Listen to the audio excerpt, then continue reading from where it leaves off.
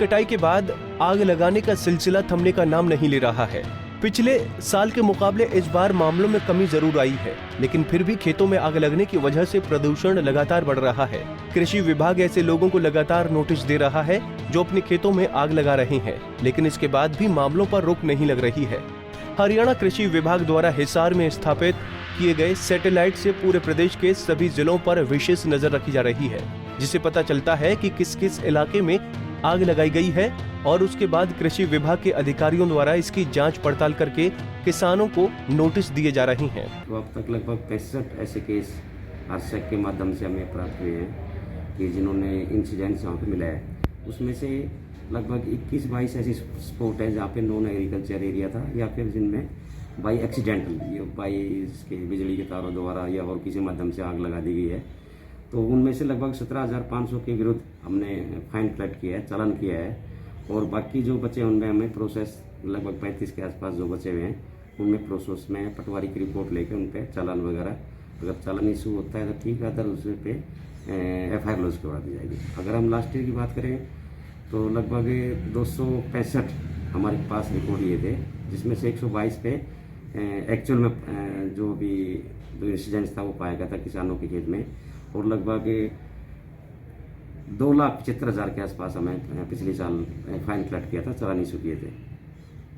तो हम ये मान के चले कि पिछले साल से कंपेरिजन में लगभग 50% रिडक्शन है। फार्मर्स अवेयर्स हुए हैं, किसान इस मामले में जागरूक भी हैं भाई खेतों में आपसे न जलाएं, उसमें खेतों पे नुकसान जो भी कीड़े आपके मित्र कीड़े हैं वो नुकसान होता है, आपकी जो जमीन की जो उर्वरक शक्ति है वो नष्ट होती है। तो इसमें फार्मर को प्रति जागरूकता है इस मामले में। फिर भी अनजाने में फार्मर ऐसा कुछ कर रहे हैं, उसके विरुद्ध हम कार्रवाई अमल में ली जा रही है। हरियाणा में जहां पिछले वर्ष 6,580 मामले खेतों में आग लगाने के सामने आए थे, वहीं अभी तक 3,580 मामले सामने आ चुके हैं। यमुनानगर यहां अभी तक 65 केस सामने आ चुके हैं, जिनमें से 22 में 17,500 का जुर्माना लगाया गया है। वहीं 25 मामलों में संबंधित गांव के पटवारी की रिपोर्ट लेकर किसानों को नोटिस दिए जाएंगे और उनका जवाब न आने पर उनके खिलाफ FIR दर्ज करवाई जाएगी।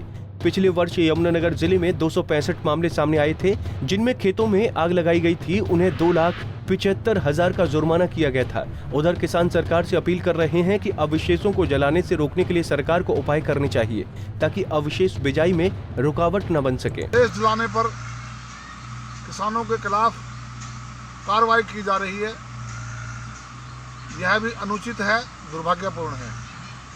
मेरी सरकार से अपील है कि कार्रवाई तब होनी चाहिए जब हरियाणा के किसानों के पास फसल अवशेष प्रबंधन का पूर्ण प्रबंध हो जाए। जो फसलों के अवशेष बचते हैं, जो अगली फसल की बिजाई में बाधित होते हैं, जब तक सरकार उनका पूर्ण प्रबंध नहीं करवाती।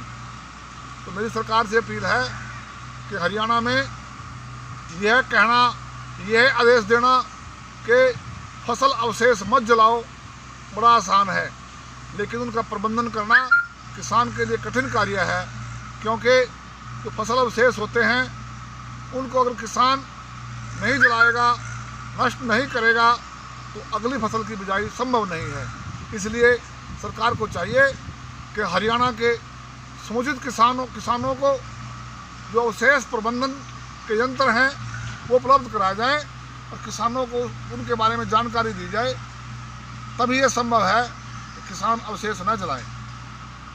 किसानों का साफ तौर पर कहना है कि जब तक अवशेष निपटान का उपाय नहीं हो जाता, तब तक सरकार को किसानों पर कार्रवाई नहीं करनी चाहिए, क्योंकि इससे अगली फसल की बिजाई में रुकावट पैदा होती है। लेकिन सच ये है कि अगर किसान इसी तरह अवशेष जलाते रहेंगे तो प्रदूषण पर लगाम लगाना मुश्किल हो जाएगा।